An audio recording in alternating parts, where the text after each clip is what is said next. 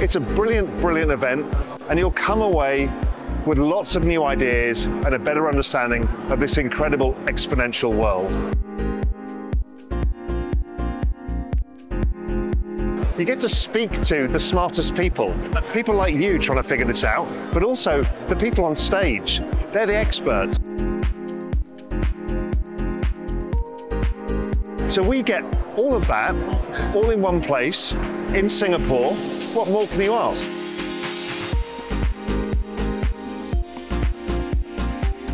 See you at Token 2049.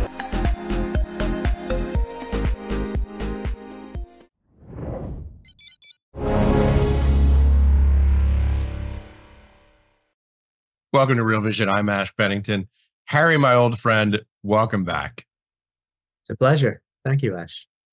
It's always a pleasure to have you here. I really enjoy these conversations, and I'm really excited. I know you have a new idea to discuss with us, something I've been looking forward to talking about on this show for some time now. But Harry, I guess we should give full disclosure. You and I have known each other for some time. We're friends, and we've written a book together. All of the above, yes. We are friends. We've known each other for a long time. And you were kind enough to help me write Market Tremors. So, yes. Well, you were kind enough to let me piggyback on the process for your idea that you come up with, because you really are one of the most original, inventive thinkers. You really do think about things from first causes. One of the reasons why I always enjoy having you on this show to talk about your ideas. Harry, let's set this one up. By the way, I should say also, full disclosure, you and I have talked about this. I've seen the slide deck, but we haven't rehearsed this, which is always fun because we get to discover this together. The audience gets to discover the idea along with me. Big picture, Harry, frame it up for us. What's the new idea? Well, I'd call it virtual commodity warehousing, which means if you believe that commodities are in the beginning phases of a supercycle, and yet you don't have access to the physical, you don't have all the logistics that the major companies have in the grain space and the energy space, in metals and so on, how can you gain exposure using listed futures and options in such a way that you don't pay prohibitive carry costs? And there are a bunch of stylized facts, and I'll rattle off a few. Let me jump in there real quick, just because that's a lot for people to digest, just to get a sense of the big picture.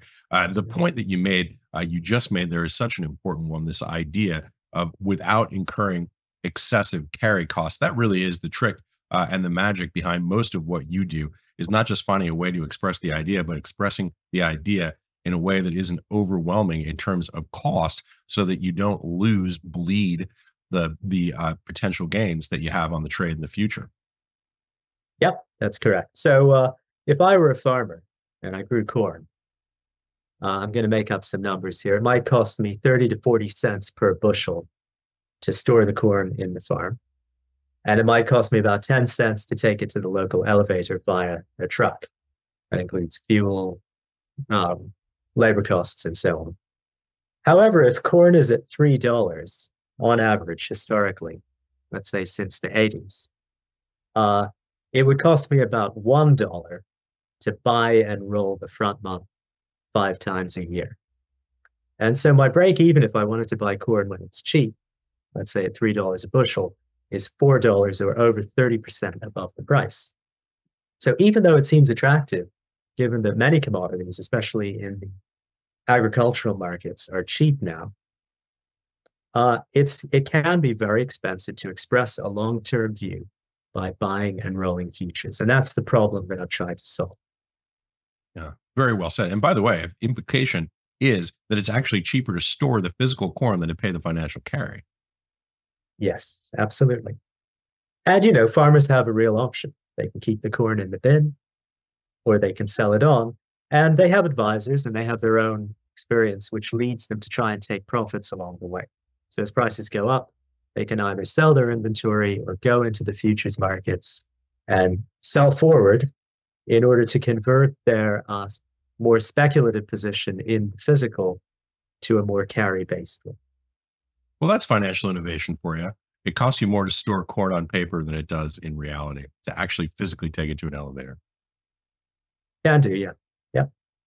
Yeah. Let me ask you one more question Sure. before we unpack the thesis, because when you started that, when you made your thesis statement, you began with the word if. You said, if you believe that commodities are at the beginning of a super cycle. Is that, in fact, a belief that you do have yourself? I do, but I never have been in the business of bringing out a crystal ball and saying X is going to happen in the next month or even in the next year, because there are plenty of people who do that for a living. And my job is more to say, if you believe something and you want to express it as efficiently as possible, maybe I have a solution for you. Now, there are a lot of good reasons to be bullish. I wouldn't say bullish in the short term, but in the longer term. And I'll give you both arguments.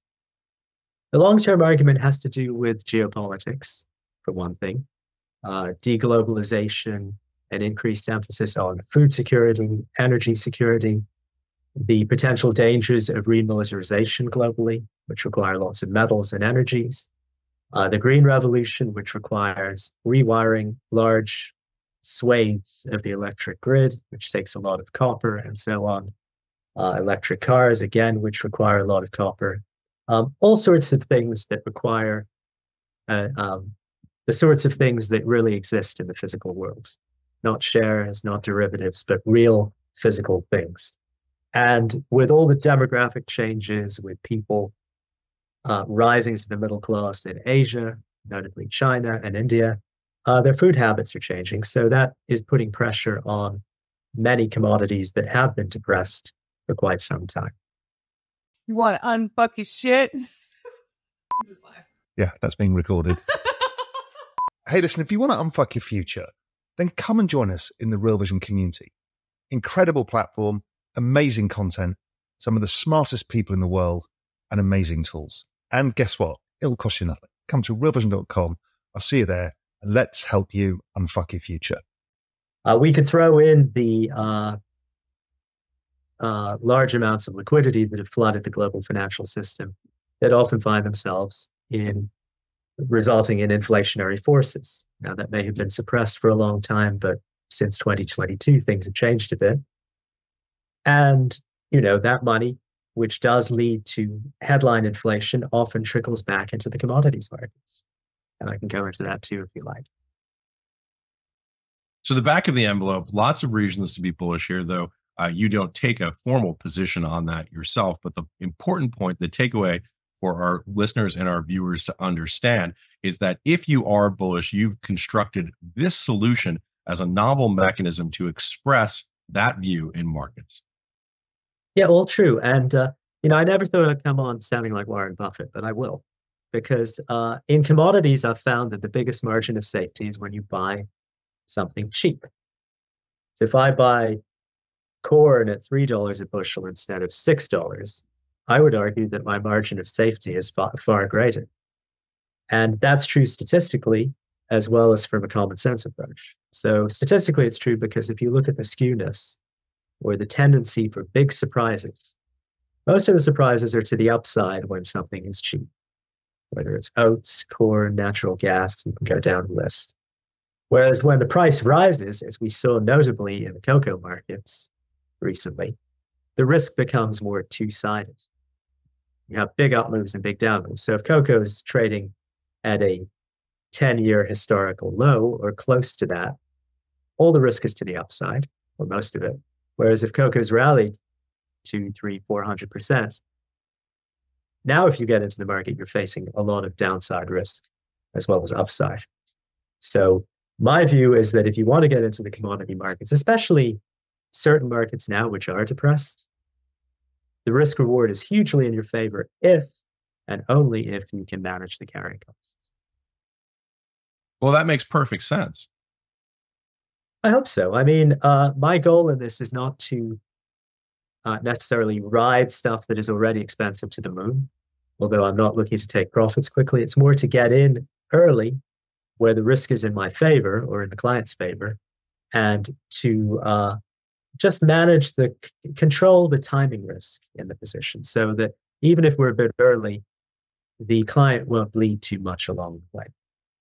And there are various ways to do that, and I can explain the high-level picture and how that's been extended in the past few months as well. in some new research. But the high level picture is that people who really engage in commodities, forget about speculators for a moment, need to hedge on both sides. And I'll start with oil. Oil is the easiest case study. Producers are worried about declining prices. End users are worried about sharply rising prices. So producers tend to sell futures or OTC contracts on the way up because they're in the business of controlling their revenues rather than trying to make lottery ticket type payouts on production. So really what they want to do is sell futures on the way up or sell equivalent swap or forward contracts to control the volatility of their revenue streams. End users, notably airlines, are not in the same position. They're not worried about a $1 rise in the price of crude, namely because they're not buying crude, but because their business involves other factors as well. What they're worried about is a very sharp increase. And if you look at the airlines industry, it's typically, or in recent history, has been in bad financial shape. So what does that mean? Airlines are unlikely to take high directional risk when they hedge against upside moves. So they're usually advised to buy things like call options, out of the money call options. Those are insurance contracts that pay out if the price goes up a lot, or if the price becomes significantly more volatile. Now, what does that mean? It means that there's an asymmetry. There's a force that producers are exerting on price that pushes it down most of the time by taking profits on the way up. And there's an asymmetry in the sense that the end user is more likely to be a buyer of insurance rather than a seller, which raises the cost of out-of-the-money insurance, probably beyond fair value. So the trick in this game of managing carry is to maintain a long position, sell those expensive out-of-the-money options, and then buy other options around it that still maintain a long payout profile while paying for the costs of carrying the position in the futures. Now, in oil, you're actually in the lovely position where the forward curve is in backwardation. 2025 oil is cheaper than spot WTI. 2026 oil is cheaper still. So you actually get paid to hold such a position. But my main point was that there's an asymmetry in the way users of a commodity behave and manage their financial risk, and producers behave. Producers have one-to-one exposure to the markets they're involved in. End users, I'll give you another example because it amuses me, cereal manufacturers. If I buy a box of cereal that has a lot of corn in it, maybe 10 cents of the cost is actually corn and related grains or sugar. The rest is really marketing, manufacturing, all of the other things that go into it. So you have much less direct exposure, but you do have exposure to very severe price rises, which creates that asymmetry. That's what I'm trying to mine. That difference in behavior between end users and producers of a given commodity. That asymmetry is implicitly what pays the carry cost for keeping a long position. And there's a lot of technical stuff to it that I won't go into in great detail, but I'm always open to questions and comments in the chat. So with that said, shall we dive into the deck? We can. I wanted to go a little off-piste just to keep you honest here. I know it can scare the both of us doing this, but I want to give a little bit of credit to a good friend of mine and 3 students he had who did a wonderful piece of work in the commodity space that I think is highly illuminating. And I have a little fictional story about it.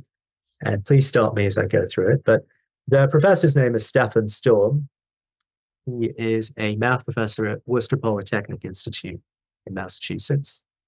He and 3 very smart students did a little exercise for him. And here was my exercise. I had this hypothetical situation. I know there are lots of doomsdayers out there, so I will indulge them for a moment. Imagine that civilization died out. And all that was left was a series of futures prices No names, just prices going up and down. No time scale either. All you saw was this, a big stack.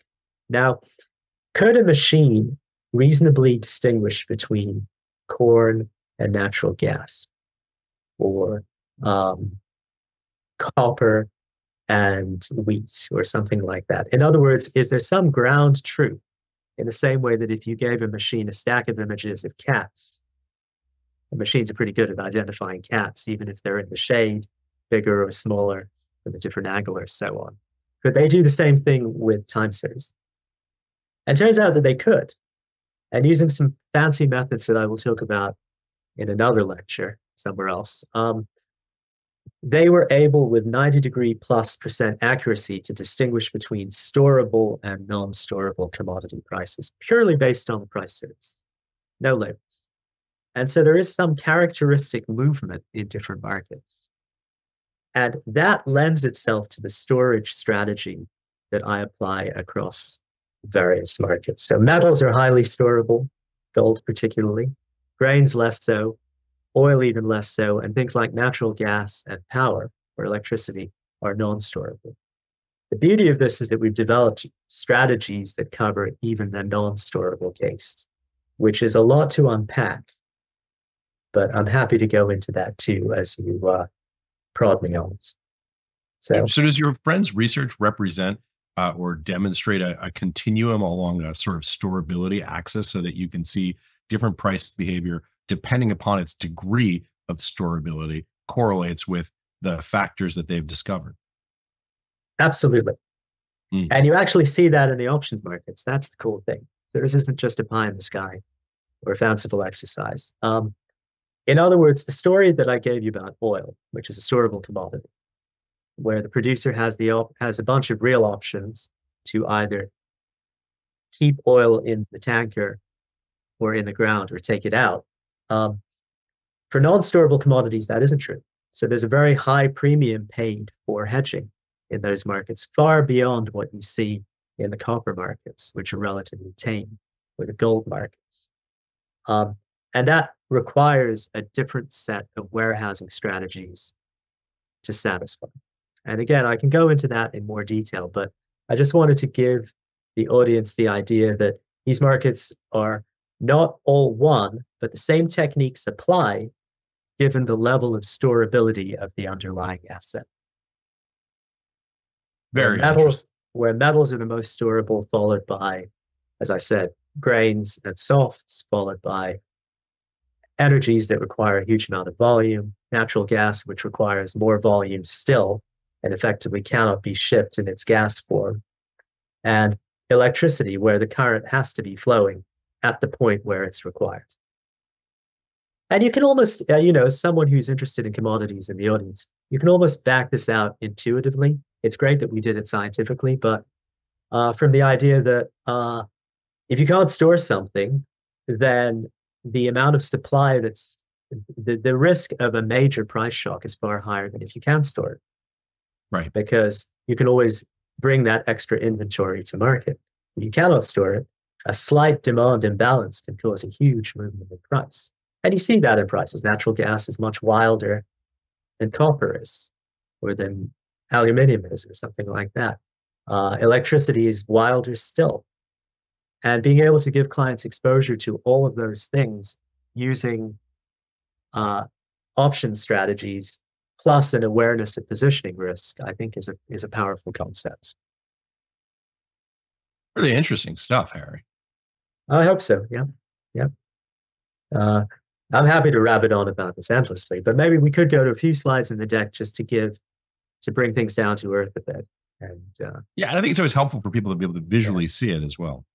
How long did it take you to begin to apply your friend's research to, actually building a strategy? Obviously, a friend who's a math professor is doing this in a very abstract way. How did you begin to take that information and apply it to an actual strategy where you could put trades on? Well, I have a strategy that works cross-sectionally very well across most markets. So it works for corn, beans, soybeans, wheat, copper, silver, gold, WTI oil, and Brent crude. But it failed. That same strategy, which has similar parameterization, similar options, strikes and maturities, similar quantities of futures, didn't work at all for natural gas, Dutch gas, German power, French power, and so on. And so I knew something that was dynamically or qualitatively different. To use an overly fancy phrase, the economy of physics, or the nature of price movements in non-storable commodities, look different. So I wanted to gain a good understanding of why those structures failed and how to address it. And the real reason that these structures fail is because when a commodity is non-storable, you have to pay a huge premium to buy it in the forward market when the commodity is cheap. So, for example, natural gas typically trades at a huge premium in deferred months, especially winter months, to the spot price when gas is cheap. It's very much like the VIX, which is how I kind of factored into this. The VIX, when things are calm, tends to trade at a big premium in deferred months, further out months, to the spot VIX. That's because it's very hard to replicate, nearly impossible for the average investor. So since there is an imbalance between people who want to hedge using the VIX, the world and their dog is along the S&P 500. Their dogs are along the S&P 500. So there's a premium on hedging. And the thing isn't storable, so it's hard for it to be supplied in a physical format, which in the case of the VIX means by buying and owning every out-of-the-money strike on the S&P in the front 2 months. That tends to create a huge premium, which is why some of the strategies which require buying at-the-money insurance to sell out-of-the-money insurance don't work. The at-the-money insurance is just too expensive when the physical asset isn't storable. I know that sounds like a lot, but it actually all comes out in the wash when you just look at the steepness of the forward curve for natural gas or power when supply is abundant in the short term. Harry, one of the reasons why you and I work so well together is because you're the genius who comes up with these ideas, and I'm the guy who's never afraid to ask the dumb questions. So let me just ask you this. Would a simpler way of saying this be to say this? The less storable a physical commodity is, the more reliant market participants are on financial mechanisms of replicating price moves to either hedge the position or take or speculate in it. Or I guess hedge the position might be the better way to say it. So in other words, if you're reliant for something in your supply chain on a physical commodity, if the commodity is storable, you're able to lock in price action on a forward basis or a future basis at a lower premium because there's physical supply that can come onto the market. If it's non-storable, then the only mechanism that you have of mitigating your exposure risk is essentially through synthetic financial derivatives. Correct. Yeah. And the fact that there's no guarantee it can be supplied in sufficient quantity in the future leads to it being very expensive when purchased in the forward markets. That's a crucial thing. Something like copper. I know that we may have a shortage of copper in 5 years or even 2 years, but copper not only is storable, but it's also recyclable. So scrap can be put back into a super hot furnace, melted down, and then copper can be reused, and very little copper goes to waste. So the supply is not only physically storable, it's also recyclable. Natural gas, once you've used it, it's gone. Electricity, once the current flows, it's flowed. It's you can't get the electrons back. So it's a very different market where the premium is far higher and where the virtual warehousing skill set is much more severe. It took me a lot longer to make significant progress in that space. Now, you mentioned the idea of a theoretical mathematician doing this. Now, I'd like to give him and his 3 students, Tora, Kathleen, and Adam, a huge heads up. But in addition to that, I want to say that he's been acutely aware of a lot of the applications. And I was very aware of what he could do, at least in principle. And so I kind of had an idea in my back pocket that I threw their way without giving all the reasons why I wanted it done. And I think that works very well It's something I plan to continue to do. So, by the way, I should say you are a very humble guy, but you are also a recovering mathematician by training. Some very impressive degrees in mathematics that you possess. I guess, yeah. It's a long time ago, though. Yeah, that's what I wanted to say about that. But if the slides are up, we can go through a little bit more concrete stuff, and I can talk about that. So the risk is hugely in your favor. So you can see long periods where the price does nothing, always followed by a big up spike. The up spike sometimes reverses. The timing is unknown, but the risk is hugely in your favor if you buy commodities cheap. And cheap for me means nothing more than at a low price relative to history and not trending down too rapidly.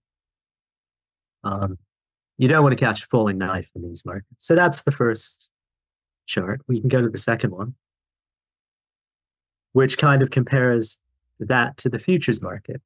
Forget about the VIX for now, because this is a graph for corn. If you look at buying and rolling the futures when corn is cheap, which is the blue line, you can see that even in the tail of the forgotten asset case, you lose money. Why do you lose money? Because when a commodity is cheap in the spot market, the forward curve tends to be punitive. So you have to pay a lot to buy and roll the position. And as I mentioned, it's like the VIX. A flatlining market, even though it's asymmetrically in your favor in the spot price setup, actually works against you in the forward markets. And that's the problem that we try to solve. Because if you don't time the front month futures well and the commodity is cheap, you just pay too much to break even. So you lose the power of your bet. And that's really the problem right there. Yeah, that's it in a nutshell. Buying stuff that's cheap is great, but the forward market will make you pay for that privilege. Right. So how do you get around that? So again, just to repeat, because I tend to buzz through things a little quickly. The green line is the spot market, the spot price for corn. The blue line is the P&L, the profit and loss from buying and rolling front month futures in corn. So just looking at this chart, what you see during the period, it's that bleed that you see there from, say, let's say December 14 to 20, something like that. 2014 to 2015 to 2020. Yep. Which is a kind of a flat period for the physical asset, but a bad period for the futures. Flat period for the physical asset, a bad period for the futures. Mm-hmm. And that's the bleed. That's the bleed. That's the cost of buying high and selling low again and again and again 5 times a year, which corresponds to the number of liquid contracts available. I did an estimate that the average level of Contango is around 20 cents at $3 a bushel, which costs you about $1 to do 5 times a year. Now, some of the ETFs or ETPs are getting around that. I think TOKEN has some small exchange traded products that don't just buy and roll the front month. They do 3 different months on some weighted. They have some weighted average of 3 different months, roughly equally weighted. And then they roll them, which cuts your roll costs a bit, but it doesn't solve the entire problem. Hey, can you explain, Harry, real quick, the differences here between when these markets are in contango and in backwardation, and what that looks like in terms of this bleed off that you see in roll yield? Yeah, if corn is at $3 a bushel in the physical market, at some elevator, let's say in Des Moines, I don't know my towns too well. Then, and we're sitting in August, it may be that November corn is at $3.25 a bushel. I know there's seasonal effects and so on, so don't quote me on this. Which means that if I buy November at $3.25, I'm going to be selling it as October approaches or into October, and buying the next month, which might be Jan or something in 2025. And that that's going to cost me about 25 cents to do, or 20 cents to do, because the 325 is going to roll down toward 3, assuming that a bushel of corn costs the same in the physical market, but the premium will still be retained in the January contract. So I keep buying high, which means buying January, and selling low, which means selling November as it gets close to expiration. So I keep locking in that loss in an effort to maintain a long position. And that's the price that's essentially of the forward contango as it rolls down to spot. Yes. So in order to maintain a long position, you need to actually trade periodically. So as you get close to expiration, you have to sell out of the front month, which is going away. You don't want to take delivery, and then reestablish the position further out. Yeah. And that's just the definition of how you roll a contract. Yep. That's correct. And in the case of backwardation, where you see it rising to spot. Well, that's a glorious setup if the backwardation is sustainable. So in markets like natural gas, you may have a price spike because there's a supply shortage that's instantaneous. And so the front month skyrockets, and in principle, you're paid to hold a deferred month and sell the front. The problem with that is that backwardation is not that sustainable a state for markets such as natural gas or the VIX, which I keep referring back to. So you're not able to keep monetizing that. Heating oil used to be a market that was consistently in backwardation. Crude oil currently is a market that's in backwardation, as I pointed out earlier, which is actually nice because structural backwardation is a setup where you don't need to be great at carrying the position. You just buy the deferred futures and you get paid to wait on the assumption that you think that, in this case, the price of oil is unlikely to go down substantially in the near future. So your break even is actually in your favor. Assuming that the price of spot does not collapse dramatically, essentially you have positive roll yield on the position in backwardation. Yeah. So if every commodity forward market were in backwardation, you wouldn't need me to come on the show and say, oh, I've come up with this bag of tricks for warehousing cheap commodities. You just go and buy deferred months and it'd be done. But sadly, WTI is a pretty rare case. So yeah. Talking of your bag of tricks, we've got a slide we can pull up. I believe it's the next slide, called Our Approach, excuse me, which talks about precisely that bag of tricks. Yeah, it does. I mean, the first bullet point is a little bit, isn't something that's as central to the argument as what I previously thought. But what I wanted to do initially was to set a benchmark for what the Lewis Dreyfuses, the Cargills, the Chevrons of the world do, because they can do arbitrages left and right, which result in profits that go to their trading desks, hopefully, that sadly are never passed on to the equity owner, because the equity shareholder has more of a bet on some hybrid of the S&P and a corporatized version of what goes on the trading desk than these big multinational companies that have the logistics to move physical supply around as well as trade financial contracts.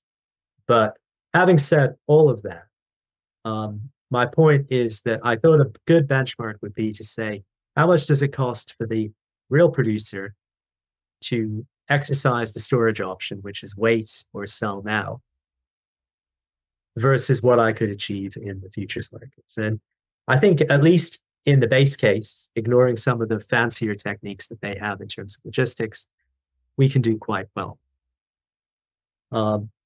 Purely financial.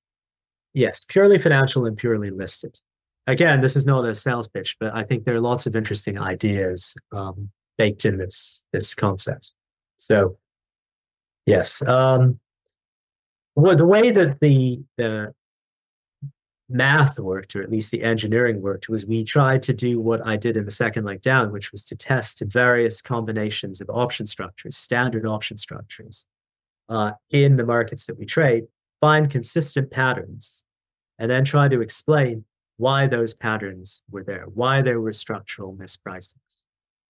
And a lot of progress was made in that direction probably a year ago to 3 months ago. And I can describe a little bit of that in the next few charts. The cautionary notes are worth mentioning, which is that I'm not going out and telling you that you should go out, even if you have this warehousing technique, and buy every depressed commodity. There are other factors involved as well. And in our own strategies, we do use a lot of curated research. And I've been quite reliant on my colleague, Mark Roberts, to help me in that journey. So I'd like to give him a big shout out. But the idea is to buy depressed commodities, to use my warehousing techniques to hold on to them without worrying about carry costs, and then to hope for that upside surprise potential that's embedded in cheap commodities, especially given the state of the world today. I think when we go down to chart 7, this is just a couple of bullet points here on current market coverage. I guess this is essentially where you're applying the techniques right now. Yes, it's been expanded since this chart was created, but that's a good baseline list. We've added gold and silver. We've added oats. We've added WTI and Brent crude oil, and we are in the process of adding German and French power. So, and again, these other markets, these less storable markets, are attackable now based on the increased level of knowledge we have about the best option structures to trade. But the point I do want to make is that this is not a heavily optimized process. As you go to the left of the storability axis toward the most storable commodities, the structures tend to be surprisingly uniform. The same sorts of mispricings exist across markets. All right, and that gets us to the next slide, which is a walkthrough on some of the bullet points for physical corn storage and hauling estimates. This is about the physical commodity, how easy it is to store, and how easy it is for individuals and firms to take delivery once it is stored. Yeah, this is a bit of self-education. It's not entirely crucial to understand these costs in order to come to grips with the virtual warehousing concept. But for me, it was a lot of learning because I have no experience in farming whatsoever. And I was rightly ridiculed in a previous podcast for wearing a John Deere cap in the podcast, which I found amusing, but I didn't wish to tick anyone off. But even basic things like realizing that grain is stored in metal bins instead of silos and things like that were things I didn't know. But the crucial point here is that if you do these back of the envelope cost analyses, what you'll find is that it's actually a little cheaper to store corn, especially in percentage terms, but also in absolute terms when it's cheap. In absolute terms, let me say, when it's cheap than when it's expensive. And that's in the physical markets. That's because your insurance costs go down, your implied loan costs go down, and depreciation, things like shrinkage or damage to the grain, those sorts of estimates are actually expressed as a percentage of price instead of in pure dollar terms. So it costs less to store in dollar terms $3 corn than $6 a bushel corn. But the crucial point is that the reverse is true in the forward markets, in the futures markets, unless you have means of dealing with the carry. So you can look at the nice pictures, but the main point is that the physical operator has an edge over the financial virtual operator, the guy who runs a virtual silver mine or copper mine or virtual farm, because they actually pay less in absolute terms when the physical is cheap instead of more, which is what I pay when I buy and roll the futures. So interesting. And it must be interesting. I mean, I guess you could sort of, to analogize from foreign policy, this idea of the billiard ball model where the internal price dynamics don't matter. It is interesting to actually walk through and try and understand the internal price dynamics of the physical market and how that disconnects from, as you would say, the virtual market, the financial market. Absolutely, yes. That's correct. it sure would be fun to get on a plane with you and go out and meet some farmers and ask them, what do guys on Wall Street totally misunderstand about the nature of this market? But you get great answers, I'm sure. We do. And a lot of people would be a little bit, and it's within their rights, a little antagonistic to the idea of a virtual miner or a virtual farmer and so on, because they're dealing with real stuff. I know that they have government support and so on and so forth, but they have real revenues to be concerned about, which I think is a large reason why they behave in the way they do, which is to take profits perhaps a little bit quickly. Because they have to, they have fixed costs that they have to pay. So they have to sell into the forward markets if the price goes up and so on. Their goal isn't to capture the peaks of revenue, but to smooth out the revenue stream so they can keep running their business appropriately.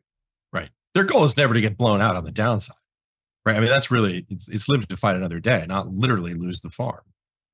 Which is why they tend to dampen most price moves, but the ones that get away can really rip because no one is hedged against them. The end users have hedged too low and too little.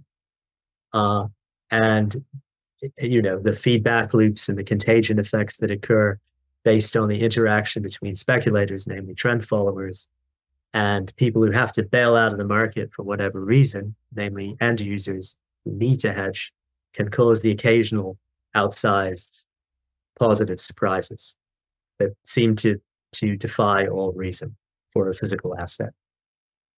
All right. Okay, next slide is expected roll costs. This slide actually has a chart on it. Walk us through what we're seeing here. Yeah, we kind of covered this where I said that it costs about 20 cents.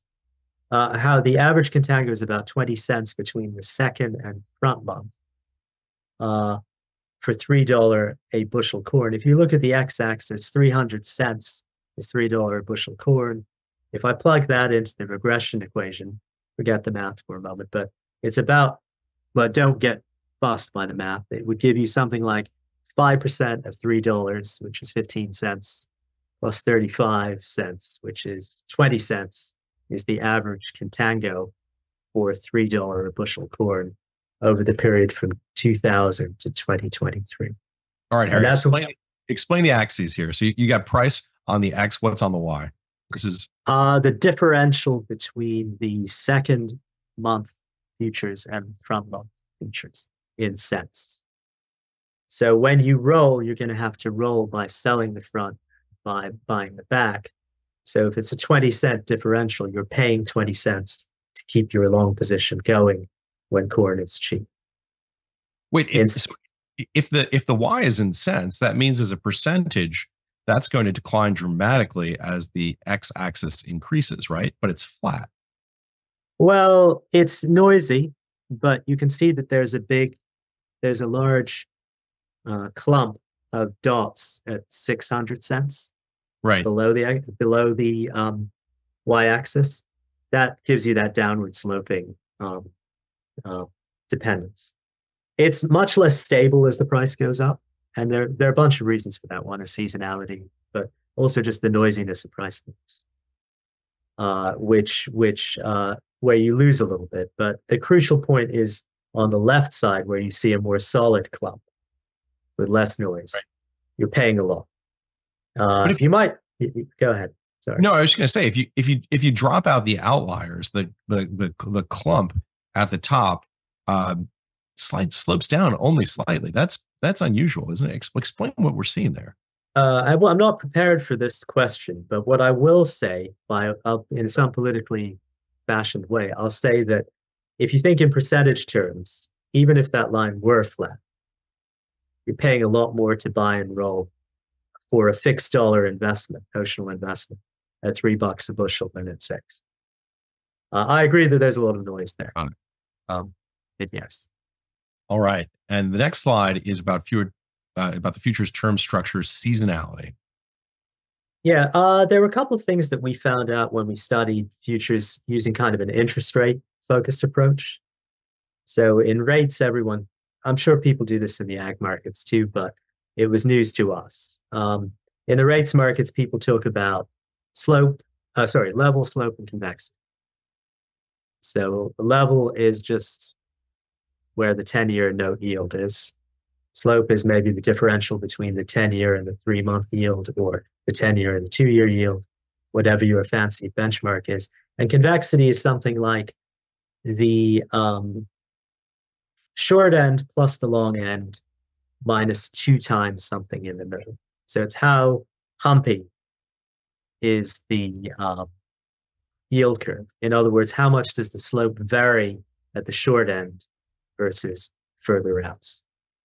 And that tells you a lot about interest rate markets. In the same way, here you get a remarkably clean chart. If you graph I think what I did was the first month plus the 5th month minus 2 times the 3rd month over time. So the 5th month is basically the next year, 12 months ahead. And what you see is a huge amount of seasonal dependence in the futures curve. And the seasonal dependence is largely based on the timing of the harvest. So how should I put this in plain English? If I am planting corn in the US, I guess the harvest is around November. Correct me if I'm wrong. So there's quite a lot of uncertainty about whether the harvest will be a good one or a bad one until maybe June, July, early June to July, because soil conditions aren't really known. Weather is especially an unknown factor. How hot will it be? How dry will it be? And so a lot of the premium in the harvest month drains out as more is known about the harvest. One could argue that most harvests are good ones, but there's the occasional surprise that causes the November contract, or the December contract, let me say, which is usually indicative of the new crop, to go skyrocket higher.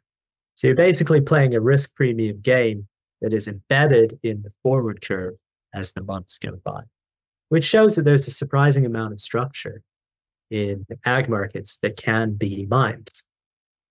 And then maybe the next chart, if it goes into what I think it does, if you go down 2 charts. So just before we flip, what we're looking at right now, because this is really interesting, corn futures convexity calendar day, you're seeing that flip above the 0 line between, that's like March and August. Yeah, that's right. That's right. So convexity is basically saying, how does the slope change from the 1st month to the 3rd month vis-a-vis the 3rd month to the 5th month, which is an implied statement about how much premium is baked into the 3rd month relative to the front or relative to the next year. And so my comment about futures holding its value until more is known about the crop is what drives this dynamic. And then you have, it looks like, I guess you could say, convexity of the convexity as it slopes up from March to July. Mm-hmm. Yep. All right, that's too many derivatives for me, Harry. Next slide. Yeah, well, let's skip this slide because it's quite complex. Okay. Although I guess what I could say is that there are more dynamics that show that are required to understand what the most efficient place to buy the futures might be at.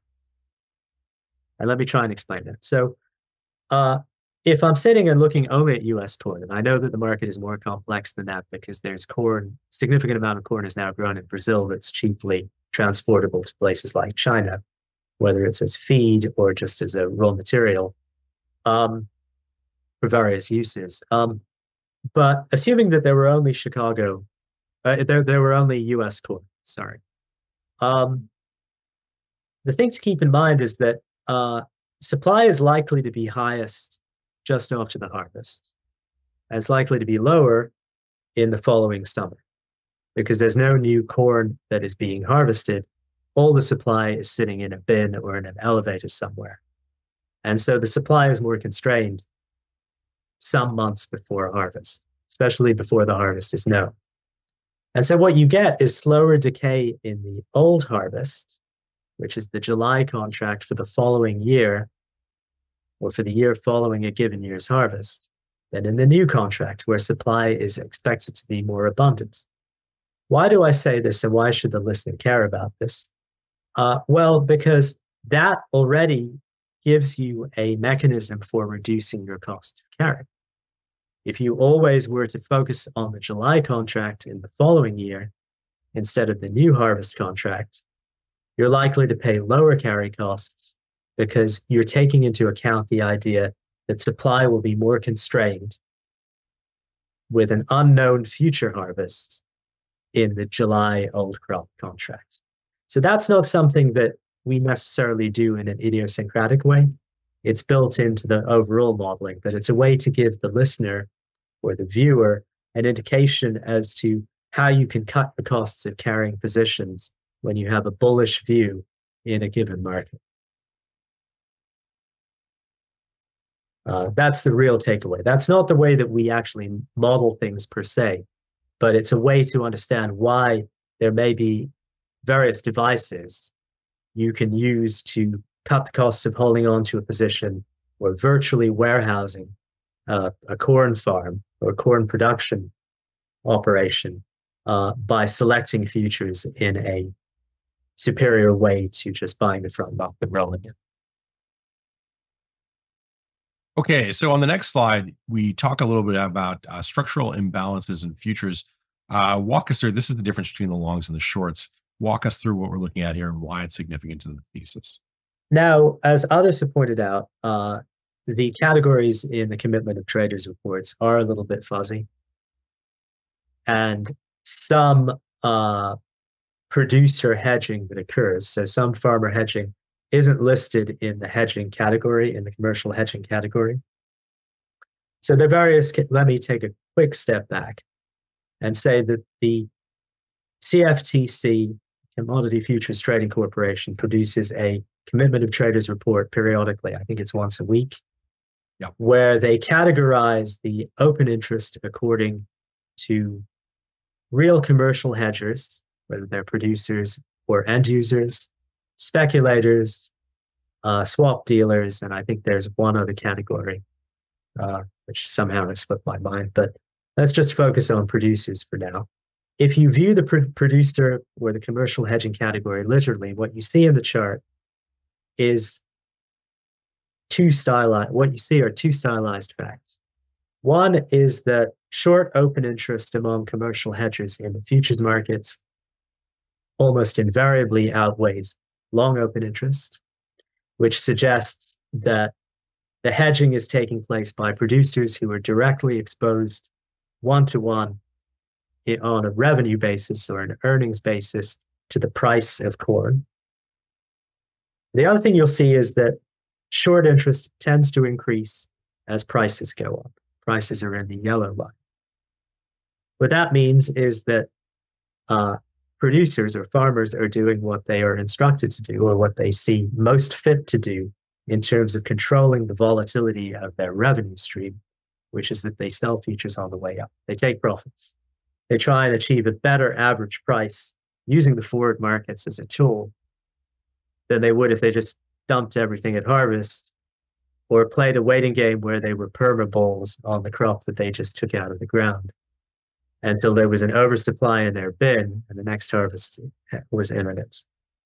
So that's a way of saying that if you believe that this is a good characterization of what producers are doing, they tend to hedge all the way up. Now, if that is true, which I think it is, what that should do is it should take most upward price trends and attenuate, because there's going to be selling pressure from the real commercial hedging community producers on the way up.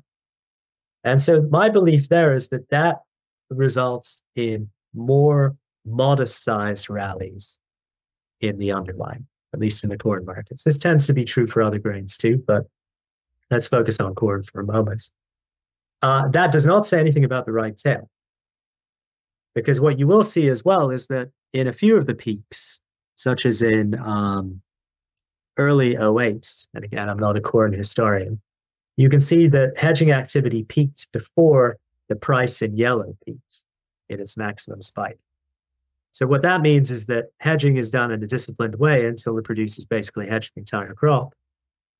and maybe speculators are in, or maybe some exogenous event has occurred, and the price can keep going higher. So this does not say anything about the decreased frequency of right tail events. What it suggests is that moderate moves tend to be a little less big than they would otherwise have been based on the somewhat systematic or predictable profit-taking nature of producers. So that's the takeaway there, and that leads to various option strategies. It doesn't say don't buy the right tail. In fact, I do buy the right tail in all of these strategies. But I am trying to make money on the lottery ticket to the upside that the end user doesn't seem to care about, and the producer is too busy running his or her business to be concerned about. But it also suggests that a lot of upside moves will be capped. Until they break through and become right tail events. Exactly. So you want to be long the right tail. Sort of the back of the envelope statement is you want to be long the right tail. You want to be long sort of insurance that isn't too far out of the money, and moderate outsized moves you don't want to be long, because that's where the cereal companies or the other end users of corn, ethanol producers and so on, will be hedging. They don't care about a 5-cent move in corn because they can pass that cost on to the buyer of a pack of corn nuggets or whatever they're called, corn flakes. So it suppresses volatility at the center of the distribution, but not on the right tail. And various physicists have already found that in various markets, that distributions are not Gaussian. They tend to have more mass in the middle and fat tails. So the belly of the distribution is kind of compressed, but the outliers tend to be larger than expected. And you see that at least in a stylized fashion from this chart. All right, I think we're getting a little bit tight on time here, and I know that there's a lot more to come. I want you to just give you the opportunity to sum up and maybe hit a couple of key slides before we run out of time. What's most important for people who are listening to this thesis to understand right now? Okay, if you're bullish on commodities long term, you have a series of options. One is to buy commodity companies in the equity market. Another is to buy and roll futures. A third option, which is basically untenable for most, is to get directly involved in these markets. What I'm offering here is a way to participate in a long-term bull market, buying commodities that are cheap while minimizing carry costs so you don't have to time your entry points very well. So I think what I'm trying to do is to fill a gap in the market where investors who want to be long commodities in a pure way. I know that there are a lot of arguments to be long commodity companies in the equity market based on the limited level of ownership and so on. But in my view, you're not getting a pure commodities bet. So if you want to be bullish long-term, don't want to pay the carry costs, especially for cheap commodities. There are a variety of techniques based on the way that real commercial players hedge that allow you to subsidize the cost of warehousing that position. That's what I call the virtual silver mine or the virtual farm and so on. It's a way to do things in a clean way, perhaps without all of the alpha of running a real infrastructure heavy business, almost certainly without that alpha, but with clean exposure, low carry costs, upside participation, and fairly low downside risk, given that you're getting into positions when they're cheap. And that's the virtual warehousing. That's what the thesis is all about. Let me ask you this, for folks who have been watching this and attempting to understand it, understand what it means for them, do you have a view? You mentioned that obviously there are these very large commodity producing companies here in the United States and abroad. Do you have a view on that? And you mentioned this idea that it doesn't perfectly mirror the underlying price of the commodities. I guess that's because you have factors like operational factors as well as management factors and those sorts of things. But do you think about that in the equation? or are you more focused on the pure price action of the derivatives?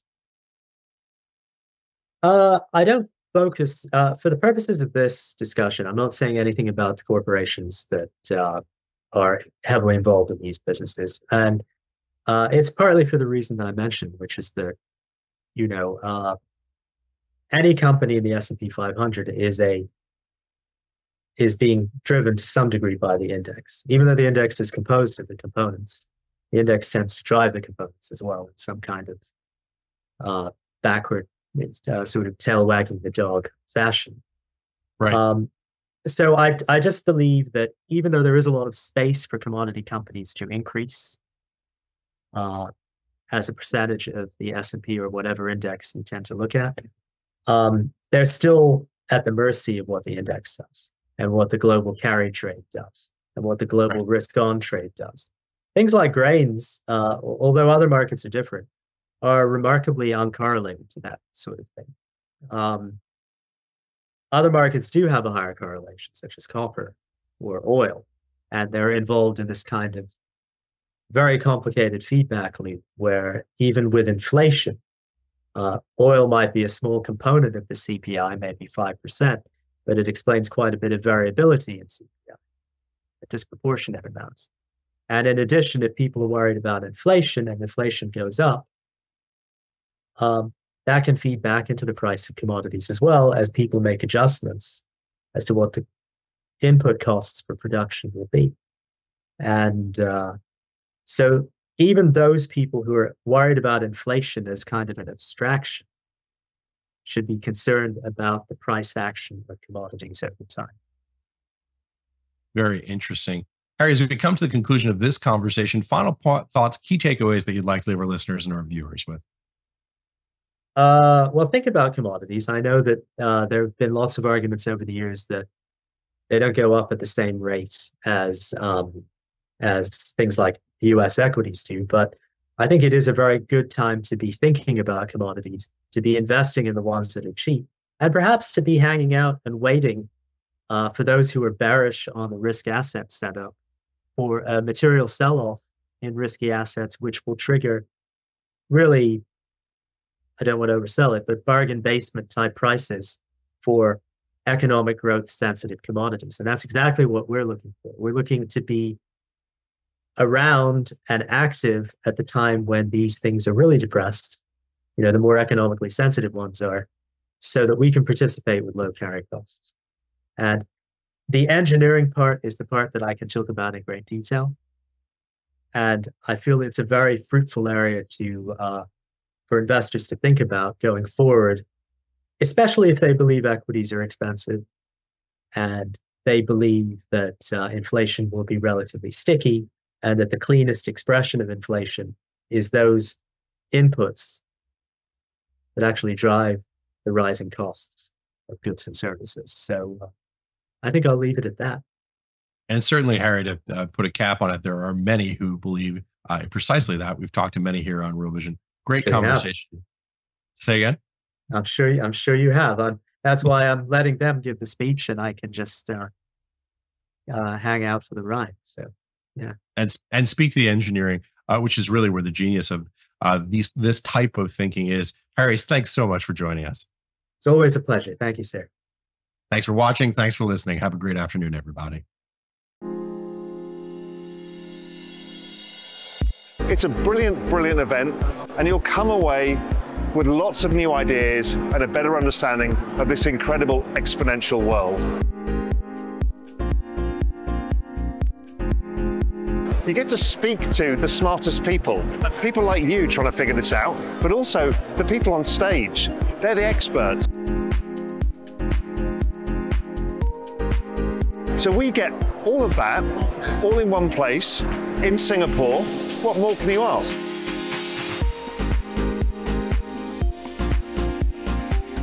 See you at TOKEN2049. We hope you enjoyed the video. At Real Vision, we help you understand the complex world of finance, business, and the global economy with in-depth analysis from real experts. Join the revolution at realvision.com.